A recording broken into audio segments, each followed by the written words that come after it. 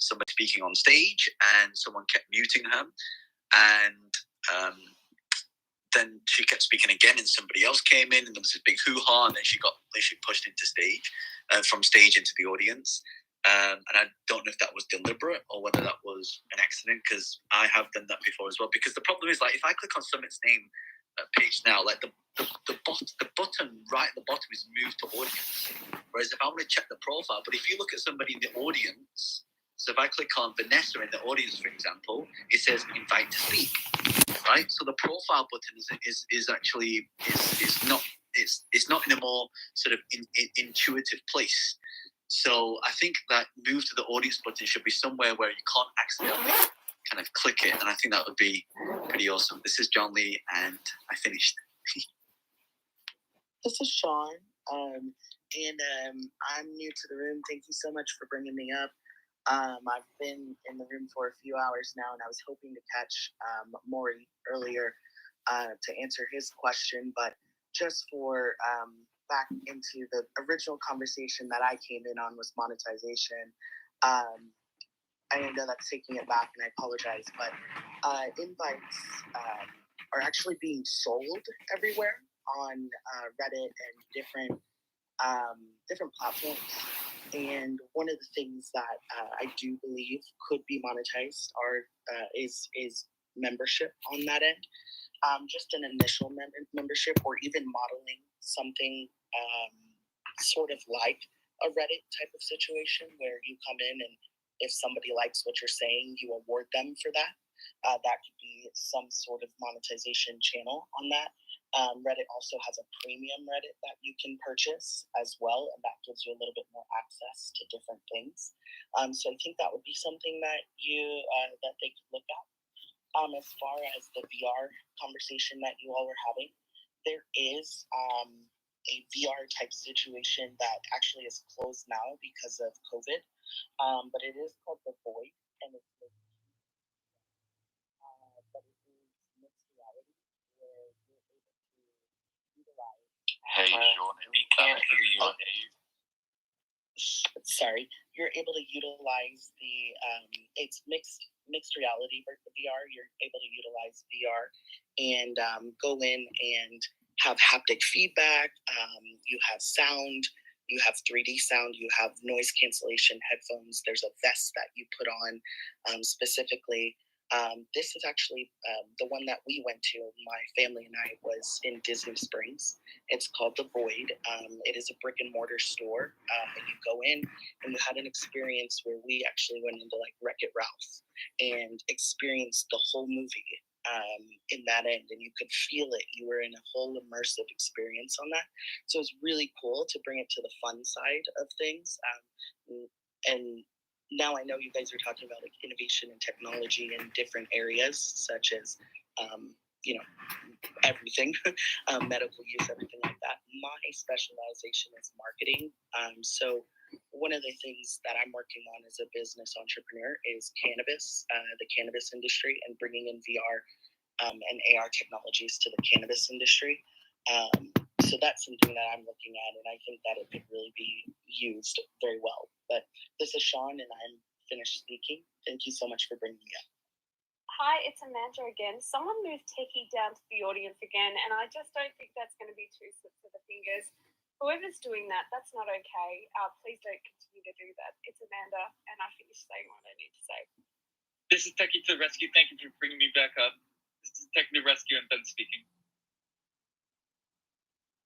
This is Adam, and I just wanted to first say thank you, Techie, for standing up and being passionate. I went ahead and actually added in my profile a written note, just trying to briefly outline some copy in case, kind of passing that message along for other people who may stumble upon my own profile, just to encourage the script on how to begin opening and closing in rooms. So thank you, Techie, again. And Sean, really quickly, I just wanted to say that I did work with The Void here in Los Angeles, opening up their Santa Monica location before they shut down, and got a lot of good experience from them. And if anyone, including yourself, again, wants to dive deeper into location-based experiences and some of the possibilities that are there, because the Void, really created something that was super, super innovative, and it's still very innovative. But the accessibility to tracking and being able to map out spaces and assign attributes and behaviors and trackable objects in AR and in VR, it's so much more democratized. It's so much more less expensive. It's there's a lot more you can do now than what you used to be able to do with motion capture. So I'm Adam. I'm done speaking. Hey, it's Samit here with the blue background. Just adding to the point of monetization of the Clubhouse app. I think, there's an issue when some apps or some programs, they monetize too soon. It does cut off the growth of the app. At the moment, the app is almost going nuclear. So it's going to be an interesting topic when it arises. But I think what I'd like to see, as the gentleman before mentioned, is a subscription model where people can pay for different tiers. And, I'd be happy to pay $10, $15 or even more, because the wealth of knowledge on this app is incredible. Like it is the Netflix for not knowledge almost, or Netflix for podcasts. So I'd be willing to pay for that. And, I think it's important for it not to ruin the collaborativeness of this app. So if we start incentivizing people based on individual goals, then that's going to get rid of that. So we need to make sure we're looking into the collaborativeness and encouraging that. And that's Samit, and I'm done talking. This is Techie to the rescue. First of all, whoever keeps sending me back to the audience, I know that you might not want to hear about accessibility, but it's really inappropriate that you keep doing that. That being said, to add to the conversation, I received a DM that was asking about investment in Clubhouse. So currently Clubhouse is a private company. They were mentioning about Agora as an audio company, even though that it's private, that might be a good idea to invest in that type of company. But people are trying to invest in the company of Clubhouse, and they want to get on the ground floor. So they're asking, how do you get into an investment of a company that's private like this? And this is Techie the Rescue. I'm done speaking. Can I just add on to what James here speaking? Just want to add on to the subscription model. Sorry, I was trying to thinking about it. Please say your name. I said my name's James at the beginning. Yeah, I think one of the things that'd be really cool is, if I think the initial product should be free to use, but once you want to join particular clubhouses, maybe clubhouses can define a subscription model, same way you would join a group here in the physical world. You might have to pay a subscription to maintain the costs of, attending an event or getting access to exclusive content. Maybe that's something that Clubhouse can do to allow club owners to be able to generate income. At the same time, they can also somehow take a share of that money as well. So that would allow, the only issue I see with that is some level of exclusivity, because of course, like, if you have money, you can pay to be in a lot of club rooms, but if you don't, then you can't. So in the end, we want this to be a platform for learning. So if people want to learn, learning should be open to everyone. So yeah, that's kind of my thoughts on that. James. Hey, this is Roy speaking down there. I actually just come back from the room where the co-founder of Agora was talking about the infrastructure and basically the voice of technology. So I'm happy to reconnect, and everything in that room is in Chinese, unfortunately. So I'm happy to just reach out to him and see if there is a huge interest we can bring him back to Clubhouse and have a discussion on that if anyone is interested, because basically Clubhouse is built on Agora. So I find that conversation is pretty interesting. This is Roy speaking. I'm done. That would be amazing, Roy. This is Paolo. That would be amazing. Paulo, finish with, this is Paulo, I'm done speaking, please. This is Paolo. I'm done speaking. I'm loving the energy in here. This is amazing, man.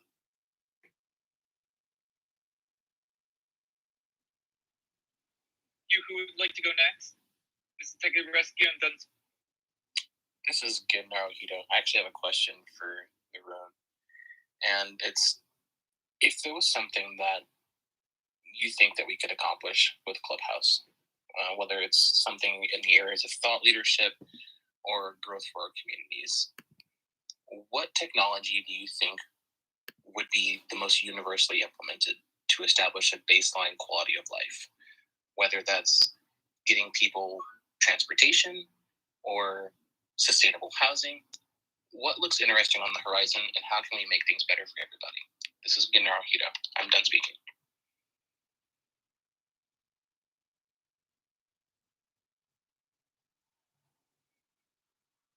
This is Techie to the rescue. Would anybody like to answer that question? This is Techie to the rescue. Done.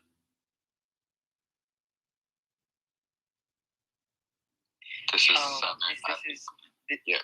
Oh, you can go ahead. No, you can go ahead. I think so. This is Tiago. I think I understood the question correctly.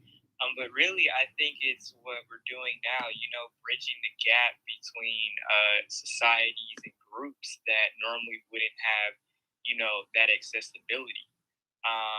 My connection kind of went out. I don't know if you were relating it towards tech or just in general. But from a tech perspective, yeah, you know, like how we were talking earlier, you know, with 360 immersive content, let's just say from an educational standpoint, you know, I've never been to Paris, but I can put some goggles on and, you know, somebody can literally show me an experience of the Eiffel Tower. Or I can go to a war zone and, you know, really get an immersive experience of that. Or go to a hospital and get an experience of that. So it's really diverse, you know, it's really diverse and the possibilities are endless. So I really think, like I've always said, it's just pushing the envelope on, you know, this technology in society and making sure that we do it positively so that we can, you know, have a positive impact on the future and the next generation. Hey, Tiago, sorry, Tiago.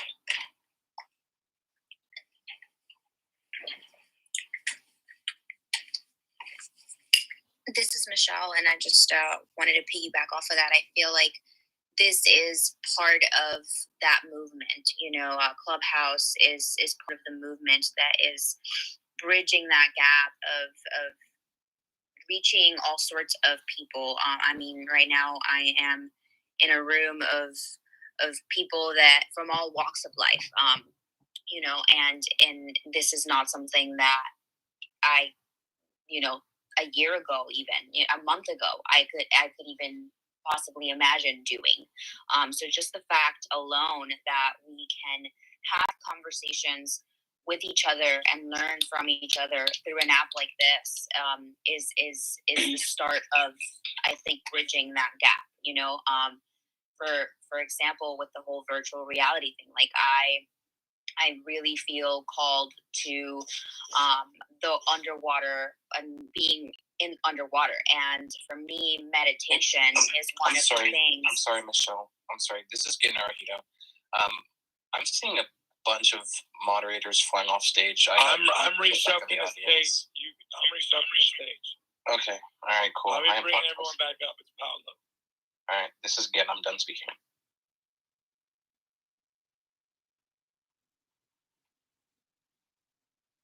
Go ahead. I was just saying this is part of that bridging that gap of you know getting this technology out there, getting this out there to people that otherwise wouldn't be able to have these kinds of conversations.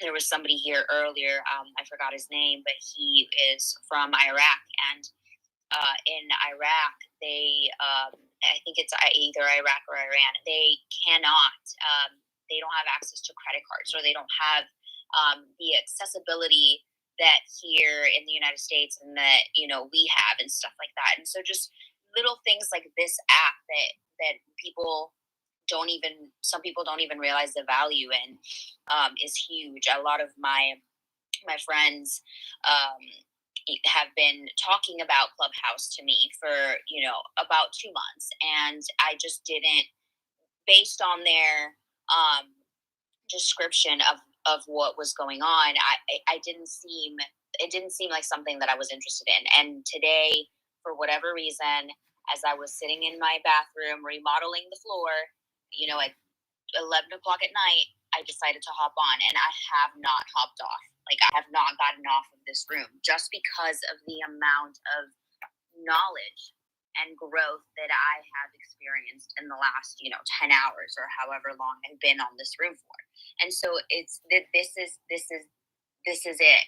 And with that virtual reality, I know that virtual reality for some of you guys has been here for a long time. Some of you have been doing virtual reality for a long time. But for somebody like me who's new to that is also a huge, like, whoa, bridging the gap of, oh my gosh, now I can share this feeling with people. Now I can share the underwater world with people who otherwise would not want to go underwater. I can share the meditative aspects of being underwater. I can share the conservative aspects, the sustainability aspects. Like, there's just so much potential between this virtual reality aspect of that's taking over, and this app that are just huge. And I'm just so grateful. This is Michelle, and I'm done speaking. Michelle, to add on to what you just said, I just send you some information how you can experience that underwater in augmented reality in a very low cost way. So I mailed you some information of what video, example video, and also how to purchase equipment to witness that on a low cost. So that being said, this is Lou Atara speaking. I'm done speaking. Thank you.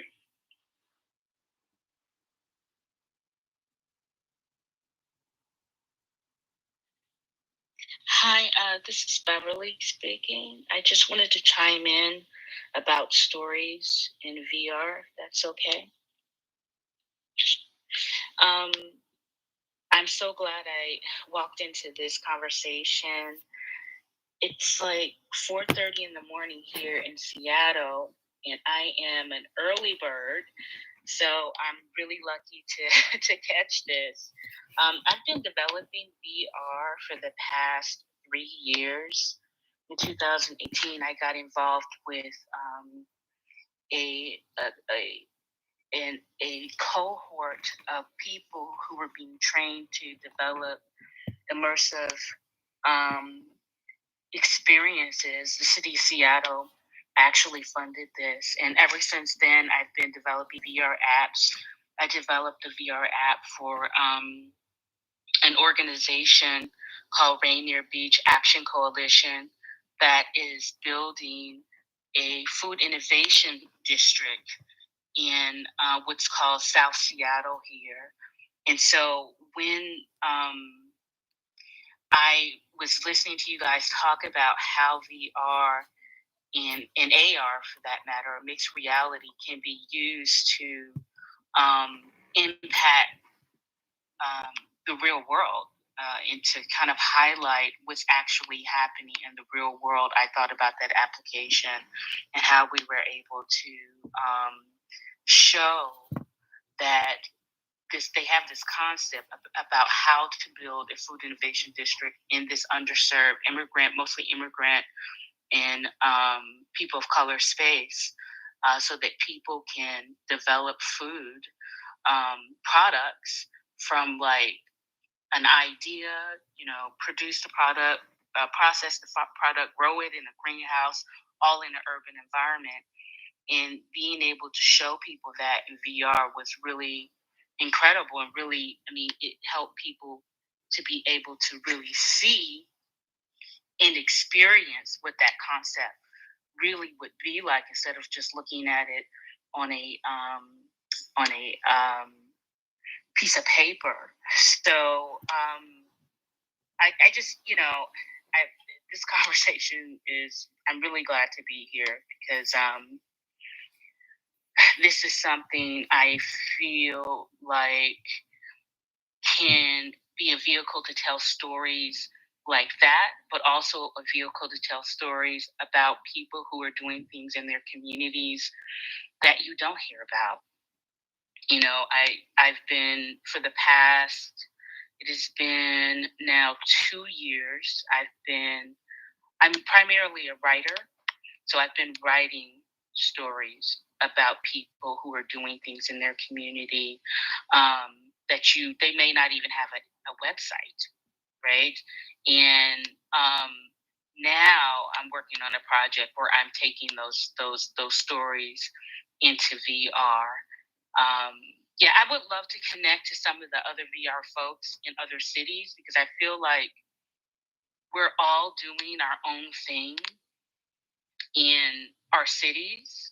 Like in Seattle, we have a really close-knit VR community.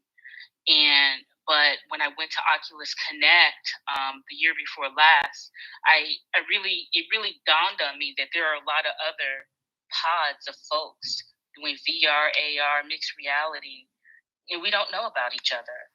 So I don't know what that looks like, but if anybody wants to connect to me, I have also been teaching. This is my 3rd year teaching game development to kids because I've been developing games now for 5 years. And then I got into VR like 3 years ago. And as part of that project, that cohort, I began teaching young people what I learned. And in the process, I was learning even more myself. So the week after next, I am teaching story games to kids. And this summer, I'm teaching a 6-week VR development course to teens. And this is my 3rd year doing that. I would love to have some of these VR folks, especially, people of color, because it's in women of color, because it's like so rare to kind of see that. And I would love to have maybe some folks come in and speak and talk about their experiences so that these kids can see, that people like them can do this kind of work. This is Beverly. I'm done talking. This is Tiago. Hey, Beverly. So I did some speaking engagements in Atlanta at Spelman College in Morehouse. And when I was showing the students how to use education with VR, it's pretty much making it engaging, at least for your level, making it engaging. I don't know exactly, I didn't catch what exactly you're teaching, but if you're teaching like immersive experiences, like there's a girl on Instagram, she's an African-American woman who has a platform called Kaya XR, KAIXR.com. And, hey, Tiago, is it okay? Can you DM me on Instagram? Because I'm literally exercising while I'm talking to you guys. Okay, so, I'll definitely email it to you. But there's definitely platforms out here, and I'll send it to you. Tiago's done speaking. Great. Thank you. This is Beverly. I'm done speaking.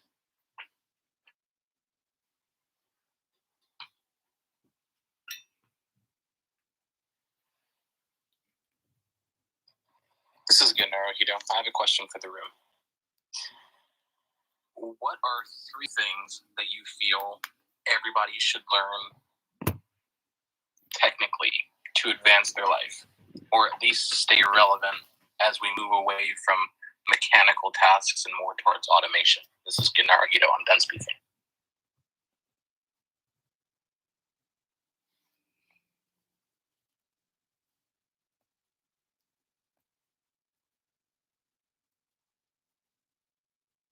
Ask that question one more time, Gen. And this is Gennaro Hito. I am wondering, what do you guys think is something that people should learn in order to better their quality of life?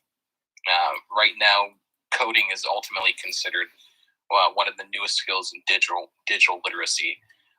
So as we move away from mechanical tasks, we we get away from a lot of laborious work and robots who are overtaking certain tasks.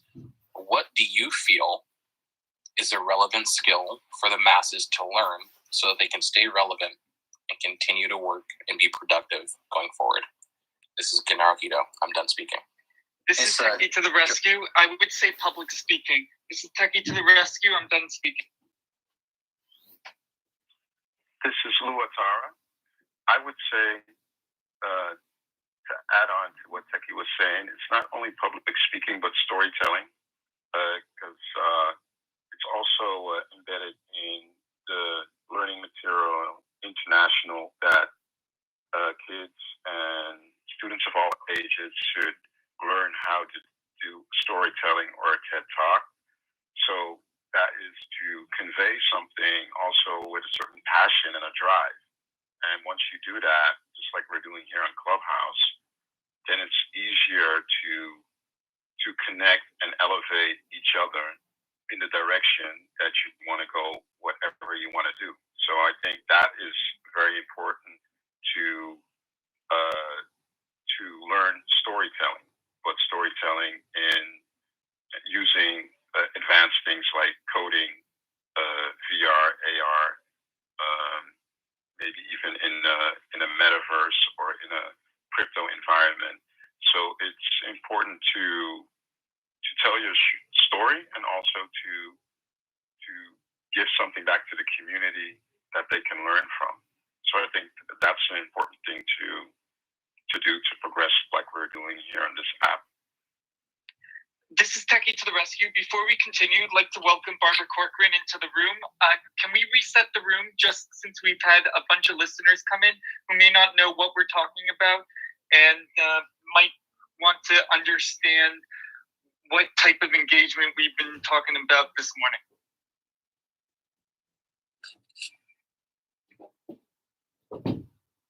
This is Techie to the rescue. I'm done speaking. Welcome, Barbara. This is Joseph. I'm done speaking. Barbara, welcome. Honored to have a shark. This is Chase speaking. Honored to have you in this room. If no one else is going to reset the room, I'll let everybody know. Welcome. We're here, which originally was a Mark Zuckerberg is on Clubhouse right now room. It was started by Farouk. He is known as our Clubhouse breaking news dealer. Anytime there's been any breaking news, Farouk has been doing a fantastic job of gathering all kinds of amazing high-level speakers together. We had Kim.com earlier in the room. We had a wonderful discussion about accessibility and how that is going to impact Clubhouse by saying your name first, followed by your statement, followed by your name, and then I'm done speaking. Along with that, we've been discussing about how investment in Clubhouse, and as more thought leaders are joining Clubhouse and more invitations are going out, how that's going to affect Clubhouse. If anybody else has anything else to add for the reset, please do. This is Techie the Rescue. I'm done speaking. Yeah, Paul or John, maybe you guys want to pull up into the stage. Barbara, this is Joseph, and I'm done speaking. Hey, John Lee, it's Matt Andrews. I appreciate being part of this discussion, and I don't see Barbara here, so if she is in the audience, maybe she's on the audience. If you mind. So John or Paolo or John or Farouk, maybe you guys could pull her up. This would be a great topic to hear her on. This is Matt Andrews here, guys. The second row up from the bottom, black and white picture, bald-headed dude.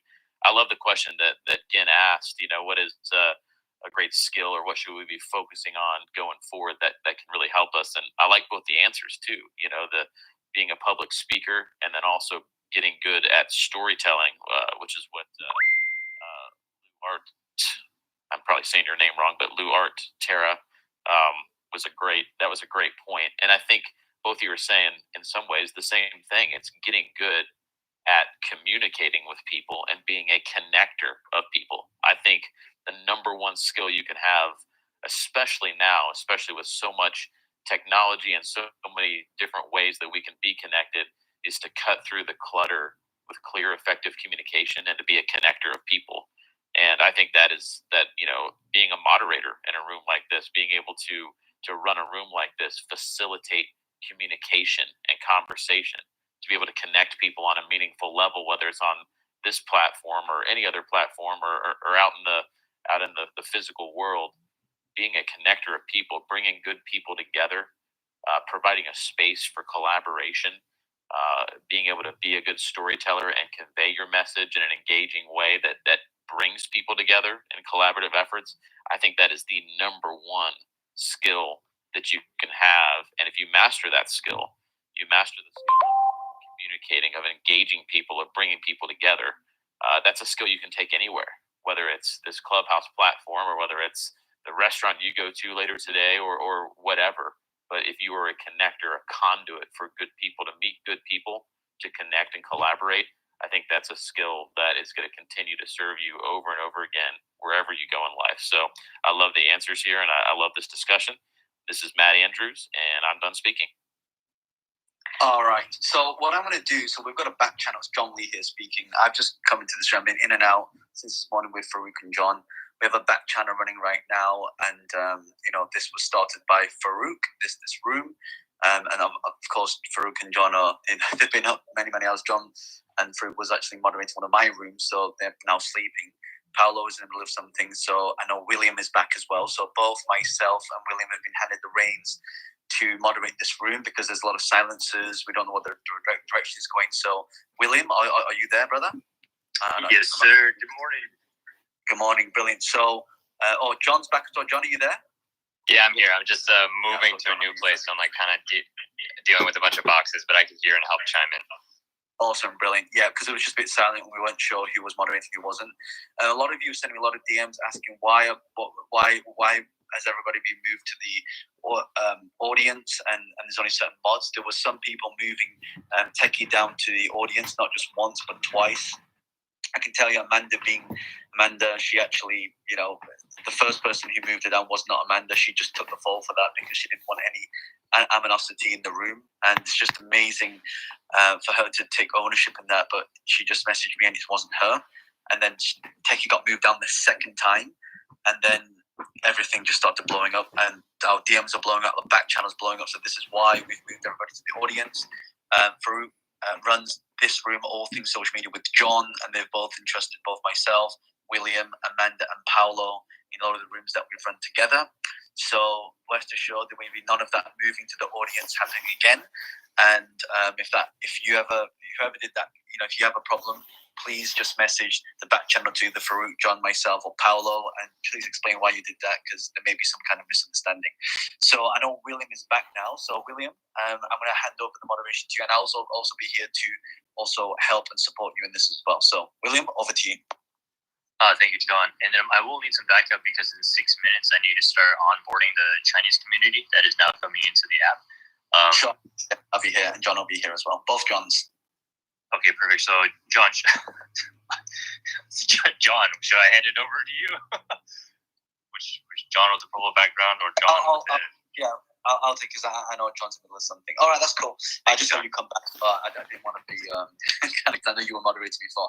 All right, so this room has been started by Farouk, and this was the Mark Zuckerberg is at Clubhouse, and he started that as soon as he came up, but obviously now he's off. And if you haven't done so, make sure you follow All Things Social Media. It's a little green house at the top. Farouk creates some amazing spaces for basically the Elon Musk room. He's done this room now. So yeah, just some amazing debates and conversation that's been happening. So I would like to throw this out there. I know we've talked a lot about one of the questions posed by Jem was, what's one of the skills that people need to learn? I personally think I agree with what everyone's saying, what Matt's saying about communication, but I think don't we think emotional intelligence and mastering our mind is a really important skill in today's market? Think about it. Yeah. There's a lot of anxiety right now. There's a lot of pain. There's a lot of craziness that's happening in the world. I mean, UK is now still stuck in the pandemic. I mean, we are still in lockdown for the 4th time. I haven't been abroad for almost over a year now. And so I want to pose this question to the panel. And as Techie said, if you could introduce yourself when you say, hi, this is John Lee speaking, introduce your name, then say your part, and at the end just say, I'm done speaking, or just end it with like a natural, hey, I hope that helps, so people know that you finished speaking, and that would be great. And thank you, Teki, for having that available to all of us to be aware of the other people who are listening who can't actually see the app right now. So thank you so much for that. All right, so the question is, do you think emotional intelligence is an important skill to learn in today's market? I'll throw that out to the panel. This is Tiago. This is Tiago speaking. Yes, I feel like emotional intelligence is very important in the market and just society as a whole, because going into these markets that are advanced markets that we're finally getting into with immersive technology and all that, it's important that we don't take old habits of racism, inequality, and just bigotry into this market. Tiago's done speaking. Chase here. I just 100% agree with Tiago, and I love the question that's even being posed of the value of emotional intelligence. I was actually going to say before with the asking of like the top 3 skills needed to survive or thrive in today's world, I was going to say something along the lines of emotional intelligence or self-awareness. I think even kind of alongside emotional intelligence, or within that, self-awareness is so key, and so just like moment to moment, being able to ask myself, am I existing in this space with a desire to contribute first? Am I here to be a giver or a taker? Am I here to genuinely add something, or am I seeking to get something? Being able to ask that question to yourself and then honestly answer, I think that alone, having this self-awareness of that, but again, like moment to moment in each space that you're in, acknowledging and asking yourself, why am I responding this way? Why do I have this reaction to this thing? Is this thing the problem, or is it me and my perception of it? Is it me reacting because of a past experience? I think self-awareness alongside with emotional intelligence is for sure 100% important. This is Chase speaking. I'm done. Hey, it's Danielle with the third eye. Do you like my new... Wow, yeah. Yeah, cool. I made a new little Clubhouse tag. Nice, I like it. Go ahead.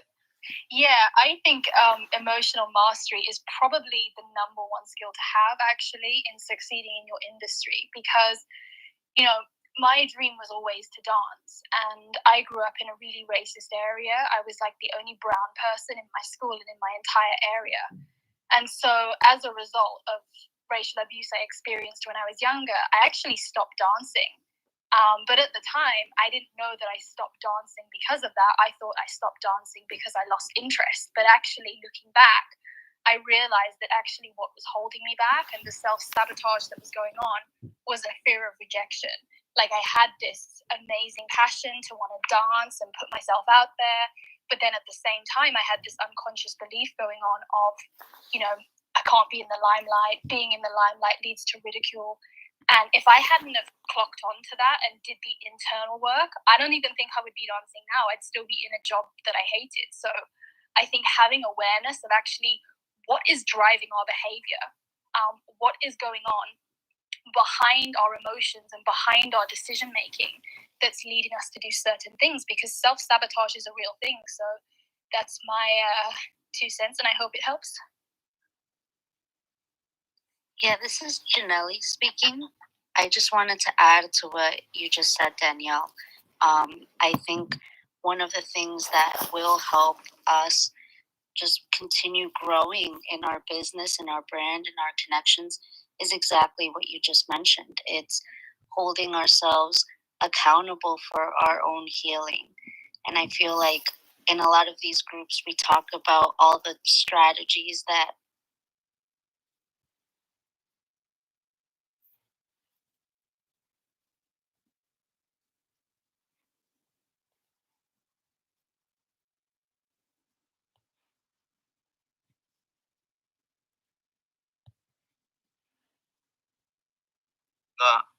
話すとき、知らなかった。めっちゃマスターしてる。